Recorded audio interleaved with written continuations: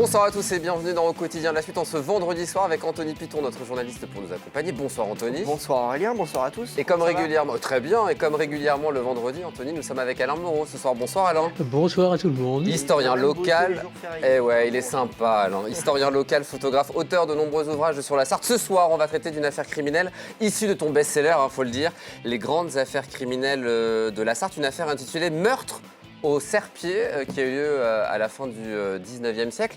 Avant de s'intéresser à l'affaire, meurtre au Serpier, c'est quoi un serpier, Alain?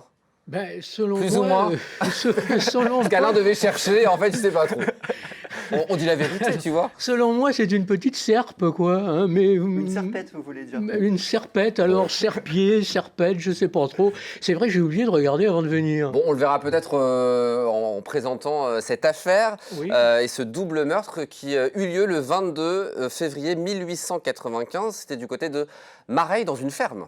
Du côté de Mareil-sur-Loire, absolument, dans un petit bordage, effectivement. Alors, ce jour-là, le 23 février, les voisins s'étonnent que la porte ne s'ouvre pas et que le couple de vieillards qui habitent là ne sortent pas. Alors, on frappe à la porte, on tambourine, et puis personne ne répond, rien ne se passe, on est au milieu de la journée. Alors, on prévient le beau-frère du couple et lui, il arrive et puis, pareil, il crie, il appelle, rien à faire. Et donc, il finit par casser un carreau, le carreau d'une fenêtre, et puis par rentrer dans la maison en ouvrant ensuite la poignée de la fenêtre. Qu'est-ce qu'il découvre? Alors, l'horreur absolue. Le cadavre du mari était couché sur le côté droit, le sommet de la tête portant la trace du coup terrible qui l'avait tué. Le corps de la femme était coulé entre le mur et le lit, avec au sommet du crâne une blessure semblable à celle du mari. Une dizaine d'autres coups avaient pour ainsi dire haché la boîte crânienne. Un crime particulièrement horrible. Tu l'écris dans cette affaire, l'ayant suivi, le meurtrier s'est acharné au point de lui mettre la tête en bouillie. Ben oui, il fallait le dire. J'ai pas osé le dire ce soir, mais je l'avais écrit, c'est vrai. Bon appétit à ceux qui dînent en nous regardant ce soir. Qu'est-ce que l'on sait du meurtrier, de l'assassin? Est-ce qu'on va le découvrir rapidement? Pas rapidement. Alors évidemment, le parquet débarque, les gendarmes, et puis les gendarmes commencent leur enquête. Hein. Alors sur place, ils constatent que les meubles ont été fouillés et ils ne trouvent pas trace d'argent. Donc c'est bien un crime crapuleux. Hein.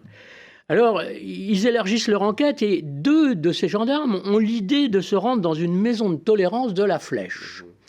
Et ils découvrent qu'un inconnu y est venu le lendemain du crime avec beaucoup d'argent à dépenser. C'est louche. Qu'est-ce qu'on fait? Il devient le principal suspect, du coup. Alors, il devient le principal suspect, mais personne ne le connaît. On fait un portrait robot et les journaux publient le portrait robot. Ça se faisait comme ça à l'époque. Les journaux, ils participaient en quelque sorte à l'enquête. Ils aidaient la police. Et donc, certains, notamment une femme, je crois, va reconnaître un certain Lanceleur, je crois. Exactement. L'une des femmes reconnaît la personne et elle le dénonce. Les gendarmes viennent l'arrêter. Il s'agit d'un certain Lanceleur, effectivement. C'est un homme de 37 ans, je crois. 37 ans, il est né en 1858. Hein, c'est un fils d'honnête cultivateur. Il est né à Saint-Germain-du-Val, donc sartois, absolument sartois, juste à côté. Alors, ce Lanceleur qui nie au départ, hein, il nie absolument, il a mené une vie très instable, hein, restant rarement plus de quelques mois à la même place. Il a fait à peu près tous les métiers. Il a fini quand même par se marier, essayer d'exploiter une petite ferme. Il a fait faillite. Puis il a commencé à battre sa femme, de sorte qu'elle a introduit une demande de divorce et qu'ils vivent séparés depuis environ 1 an au moment du crime. Tu l'écris, hein, il était de notoriété publique que c'était un mauvais sujet. C'est ce qu'on disait à l'époque. Voilà, un très mauvais sujet. Alors, il tient tête aux gendarmes pendant une 8aine de jours quand même. Hein. Non, c'est pas moi, j'ai rien fait, je suis pas au courant. Puis, il finit par avouer. Alors, étant donné les circonstances du crime, son procès qui s'annonce plutôt mal, hein, on va dire. Évidemment, il est jugé, à l'époque ça se passait très vite, il est jugé dès le mois de septembre. Les 3 et 4 septembre 1895 à la cour d'assises de la Sarthe. 6 mois plus tard, hein, ça correspond à ça. Et il prétend qu'il serait entré pour demander un morceau de pain et que sur le refus des 2 vieillards, il aurait perdu la tête. C'est son seul mode de défense. Alors, on s'aperçoit que finalement, ces deux vieillards, il les connaissait bien, hein, depuis très longtemps. Et surtout, le médecin légiste dit qu'il est rentré, il les a tués en les atteignant par l'arrière. Donc, ils n'ont même pas eu le temps. Ils n'étaient pas enfermés, il a poussé la porte et tout de suite, il a frappé les deux vieillards qui se tenaient côte à côte, non pas pour regarder la télévision, mais face à leur feu de cheminée, tout simplement, hein, comme ça se faisait beaucoup, on est au mois de février, hein.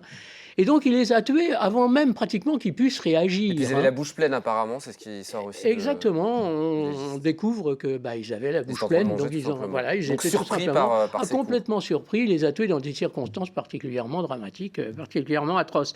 Donc son système s'effondre et évidemment le procès, encore une fois, s'annonce très très mal. Donc tous ces faits, ils ont été établis en dehors des aveux? Alors non, ils ont été établis en partie avant ses aveux, puis il a fini par avouer, parce qu'on l'a mis, au bout de 8 jours, on l'a mis face aux preuves qui s'accumulaient, et là, il n'y avait plus moyen de nier, donc il a fini par avouer. Résultat du procès, il est donc condamné à la peine de mort? Alors, début septembre se tient le procès, l'avocat général rappelle simplement la barbarie du crime, hein, en souhaitant bonne chance aux défenseurs. Alors le malheureux défenseur, il ne peut que tenter de stigmatiser la peine de mort, évidemment. Aucun homme, conclut-il, n'est indigne de pitié. Une très belle phrase, mais qui ne sauvera pas son client. Le jury le condamne à mort, et le 14 novembre, le président de la République, Félix Faure, vous savez, celui qui était tombé du train, hein, Félix Faure refuse le recours en grâce.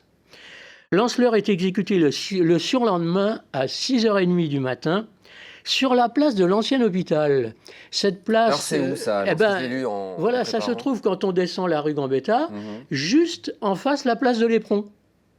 Hein? D'accord. Donc on est à 50 mètres de la prison où il était incarcéré. D'accord. Et puis c'était une esplanade à l'époque, puisqu'on avait détruit l'ancien hôpital qui se trouvait là, et on n'avait encore rien reconstruit. Alors c'était très attendu par les habitants, cette... Comme toutes les condamnations à mort, hein, on dit que plusieurs milliers d'habitants étaient rassemblés depuis 3 heures du matin. Hein, on parle de 4 à 5 000 personnes rassemblées depuis 3 heures du matin. Et même pendant plusieurs jours avant, les gens venaient régulièrement pour voir... Eh ben oui, parce qu'ils avaient peur de manquer ça. Hein. C'était si important que ça à l'époque, du coup, ce genre d'événement qui nous semble absolument sordide aujourd'hui? C'était sordide, mais les gens se déplaçaient, venaient. On sait même qu'à l'époque, il y avait des enfants. On emmenait les enfants. Hein. On amenait son escabeau, son pliant. On montait sur l'escabeau pour mieux voir. Et en fait, on ne voyait pas grand-chose parce qu'il y a un cordon de gendarmes à cheval qui entourait l'échafaud. Donc il fallait vraiment distinguer entre deux, mais les gens venaient quand même. Et le pire de tout, c'est qu'il avait environ 4 minutes pour, sortant de la prison, arriver jusqu'à l'échafaud. Et pendant ces 4 minutes, les gens le huaient en criant « à mort, à mort ». Alors, c'était 2 jours après son procès?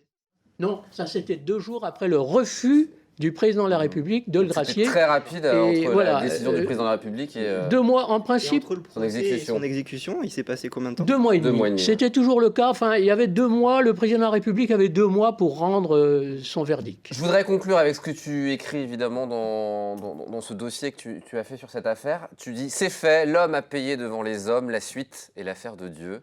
Une belle conclusion pour cette affaire Lanceleur qu'on a évoquée ce soir avec toi et qu'on trouve dans les grandes affaires criminelles de la Sarthe. Bouquin épuisé, je le rappelle, mais moi j'en appelle à un éditeur parce qu'il est formidable. C'était un grand succès quand tu l'as sorti il y a combien de temps? Une quinzaine d'années maintenant? Oui, pas loin.